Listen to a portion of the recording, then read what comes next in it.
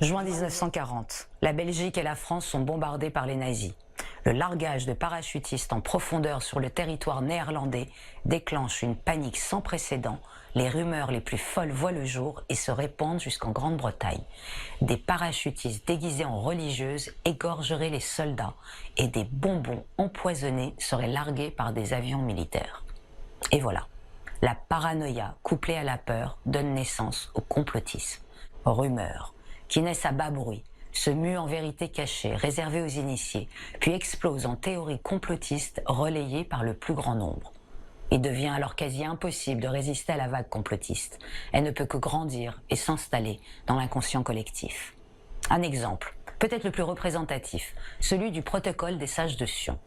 Un plagiat du dialogue aux enfers entre Machiavel et Montesquieu de Maurice Joly, qui se présente comme le compte-rendu d'une réunion entre 300 juifs dans le but de dominer le monde. Publié en feuilleton en 1903 dans un quotidien russe, puis en 1906 dans la version qui est parvenue jusqu'à nous, le protocole des sages de Sion est cité par Hitler dans Mein Kampf, a inspiré Henry Ford pour son Juif international, a même été lu au Parlement de Vienne, alors qu'on sait depuis 1920 que le texte est un faux des renseignements russes. Avec ses 9 traductions en arabe, le protocole des sages de Sion est toujours en vente dans la très grande majorité des pays musulmans. Pire, depuis 2003, le nouveau musée d'Alexandrie l'expose à côté de la Torah. Depuis un siècle, un faux grossier continue de circuler comme un vrai document malgré les procès et les preuves.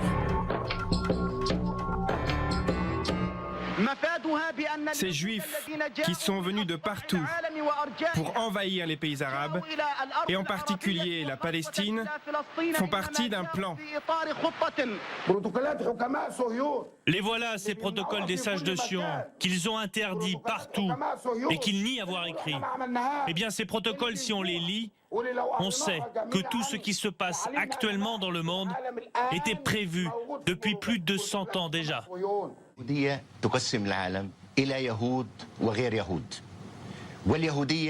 Le judaïsme divise le monde en juifs et non-juifs.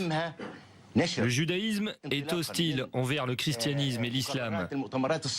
Conformément aux résolutions secrètes du Congrès sioniste, que certains appellent aussi les protocoles des sages de Sion, les juifs veulent semer la discorde dans les pays du monde entier et générer le désordre pour ensuite en prendre le pouvoir.